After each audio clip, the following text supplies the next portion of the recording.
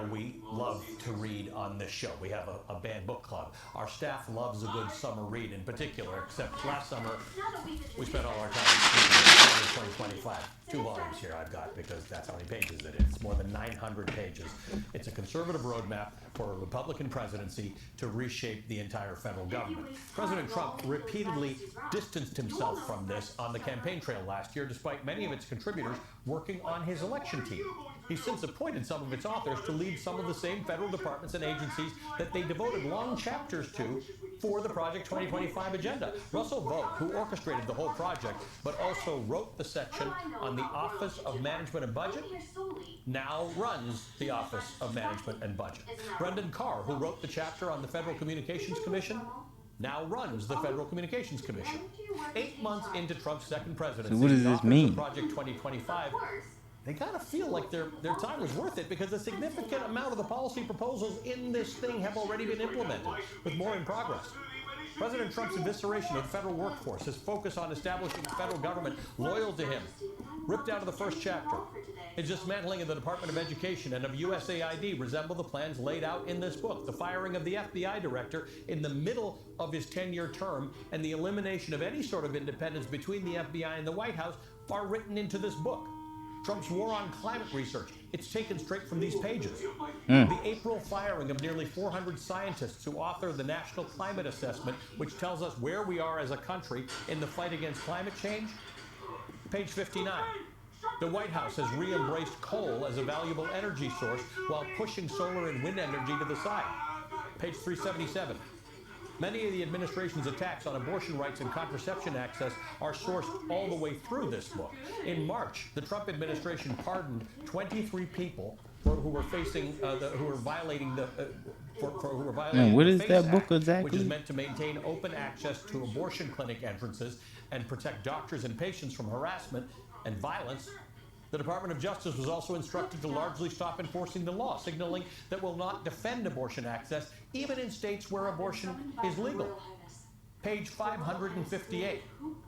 In January, Trump signed an order enforcing the so-called Mexico City policy, a Reagan-era rule that bars foreign aid going to any organization that even discusses abortion as a healthcare option.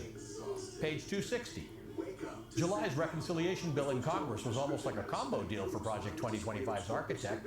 It included provisions to eliminate subsidies and tax credits for renewable energy, which can be found on page 306, to impose stricter work requirements for SNAP food assistance from page 299, to increase the capacity of ICE detention facilities by 100,000 beds from page 143, to roll back student loan forgiveness and eliminate income-back repayment options from page 331. All of this adds up to a wildly successful first 8 months for the conservative interest groups and think tanks that joined up to write Project 2025. The Heritage Foundation, which led the project, has wielded influence in Washington for decades, but never as much as it does right now at this moment. And by the way, we're not done. Next month, Heritage is releasing a judicial counter-project to Project 2025. It's called The Heritage Guide to the Constitution, which intends to reshape policies and prioritize income-back... Eliminate reconciliation bill. Reconciliation bill. Provisions also featured in Project 2025 eliminate renewable energy subsidies, impose stricter work requirements for SNAP, SNAP, that's food stamps if you ain't know, increase capacity of ICE detention facilities by 100K beds, roll back student loan forgiveness. I don't know that last one. Roll back student loan forgiveness, like, okay. Repayment options from page 331. All of this adds up to a wildly successful first 8 months for the conservative interest groups and think tanks that joined up to write Project 2025. The Heritage Foundation, which led the project, has wielded influence in Washington for decades, but never as much as it does right now at this moment. And by the way, we're not done. Next month, Heritage is releasing a judicial counter-project to Project 2025. It's called The Heritage Guide to the Constitution, which intends to reshape policies and priorities inside the judicial branch as much as it's already done within the executive branch. So we're trying to reshape and push out constitutional laws and ways we've had forever. All you gotta do is pick higher. That's basically what he's saying. Like they trying to reshape the Constitution, push out laws, and add new laws and stuff that I guess they shouldn't have the power to do. Or lower on your favorite players. Get it right, and you can win big. New customers play $5 and get $50 in bonus funds instantly.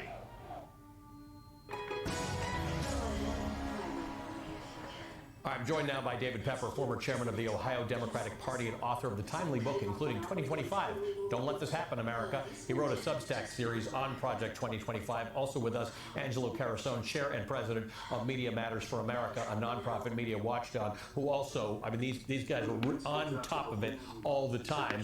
So, David, let me start with not a detailed Project 2025 question as much as a strategy question. Donald Trump said over and over again, I got nothing to do with it. He said, I don't agree with it at various times. And every single week, Angelo was out there, you were out there, I was out there, telling you the connections between the people who wrote the chapters and Donald Trump and videos of what they said. How do you fight this? He lied about his connection to it, and yet everything that was written in these books is coming to pass. Yeah, I mean, I think with the exception of shows like yours, this was one of the biggest media.